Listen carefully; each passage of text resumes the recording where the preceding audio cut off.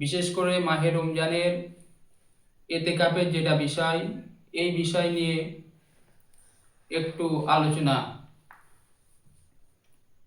যে মাহে রমজানে আমরা জানি এতেকাফ করতে হয় এবং এতেকাফ কয় প্রকার ও কি কি। দলিল এসেছে এতেকাফ হলো 3 প্রকার। প্রথম নম্বর হলো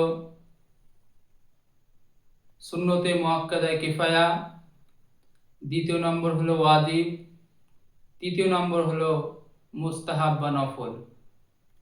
যে এতেকাফ আমাদের করতে হয় সেটা হলো সুন্নতে মুআক্কাদা কিফায়া, অর্থাৎ এই এতেকাফ হলো একটা এলাকাবাসী অর্থাৎ একটা মসজিদের ভিতরে যতটা মানুষ বসবাস করে প্রত্যেকের উপরে এইটা আদায় করতে হবে। এবং একটা গ্রামের ভেতর থেকে, একটা মসজিদের মহল্লার ভেতর থেকে যদি কেউ একজনা এতেকাফ করে তাহলে এটা আদায় হয়ে যাবে। আর যদি এতেকাফ যদি কেউ না করে গ্রামবাসীর ভেতর থেকে কোনো একজন, তাহলে প্রত্যেকে গুনাহগার হবে।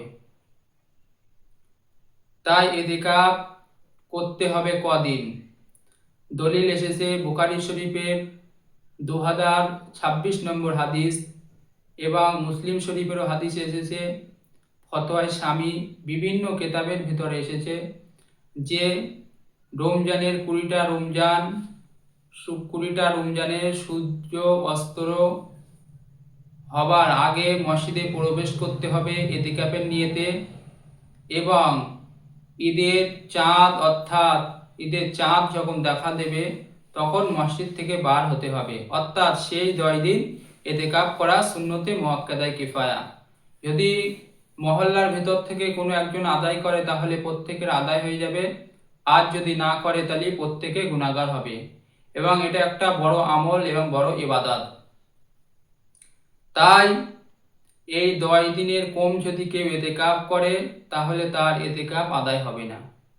সচরাচর আমাদের সমাজে দেখা যায় যে কেউ বা একদিন অথবা কেউ 2 দিন 3 দিন এরকম এতেকাফ করে, কিন্তু দলিল এসেছে যে এতেকাফ করতে হবে 10 দিন।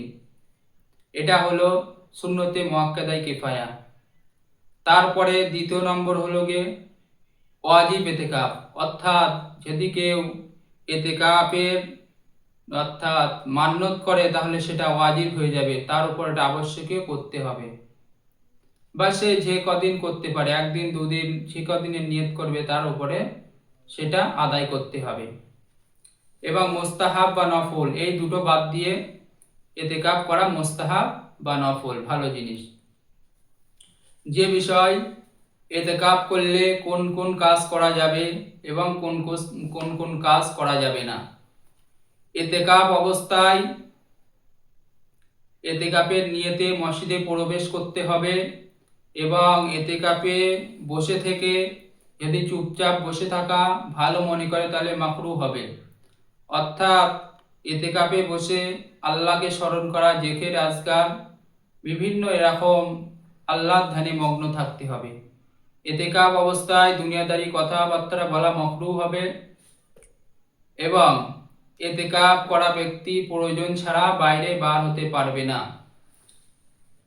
আর কোন অবস্থায় বাইরে বার হওয়া যাবে ওই সময় যদি মসজিদের কোনো সমস্যা থাকে, অর্থাৎ মসজিদে ধরো আপনার কোনো একটা শত্রুর হামলা হবে, সে অবস্থায় আপনি এতেকাফ ছেড়ে চলে যেতে পারেন, মসজিদ থেকে বার হতে পারেন। এমনকি আপনি নিজের প্রয়োজন ছাড়া অন্য কোনো অবস্থায় এতেকাফ থেকে বার হওয়া যাবে না। যদি এতেকাফ থেকে বার হয় তাহলে এতেকাফ বিনা অবস্থায় বার হওয়া নিষেধ করা হয়েছে। আর এতেকাফ অবস্থায় দুনিয়াদারি কথাবার্তা তো চলবেই না, মাকরুহ হবে। আর এতেকাফের নিয়ত করতে হবে এবং এতেকাফের নিয়ত করে দুনিয়াদারি খেয়াল এমন করে সমস্ত কিছু বর্জন করে, সমস্ত কিছু ব্রেন থেকে সাফ করে আল্লাহর ধ্যানে মগ্ন থাকতে হবে। এটা একটা গ্রামবাসীর পক্ষ থেকে যে কেউ একজন এতেকাফ করলে এতেকাফ আদায় হয়ে যাবে। অর্থাৎ এই এতেকাফকে সুন্নতে মুআক্কাদায়ে কিফায়া বলা হয়। আর স্ত্রী লোক কি এতেকাফ করতে পারবে? হ্যাঁ, অবশ্যই স্ত্রী লোক এতেকাফ করতে পারবে। কোথায় করবে সে এতেকাফ? এতেকাফ করবে তার ঘরে একটা নির্দিষ্ট জায়গা যেখানে সে নামাজ পড়ে, সে সেখানে এতেকাফ করতে পারবে। এই বলে সংক্ষিপ্ত বক্তব্য ইতি করলাম। আসসালামু আলাইকুম ওয়া রাহমাতুল্লাহি ওয়া বারাকাতুহু। আসসালামু আলাইকুম ওয়া রাহমাতুল্লাহি ওয়া বারাকাতুহু।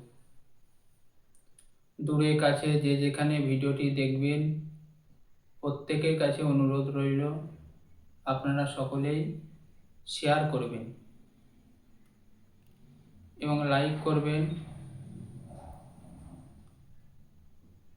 এটা পবিত্র মাহে রমজান চলছে, সাল 2026, যে একটা গুরুত্বপূর্ণ মসলা আমাদের প্রত্যেককে জানা দরকার। কেন রাসূলুল্লাহ হাদিস শরীফের মধ্যে জানিয়ে দেন, ইবনে মাজাহ শরীফের হাদিস, তলাবুল ইলমি ফারিদাতুন আলা কুল্লি মুসলিমিন, অর্থাৎ প্রত্যেক নারী পুরুষ প্রত্যেকের ইসলামের শিক্ষা অর্জন করা ফরজ। কতটা ফরজ? রাসূলুল্লাহ বললেন, যতটা শিখলে তার উপকার হবে ততটা আমাদের ইসলাম শিখতে হবে।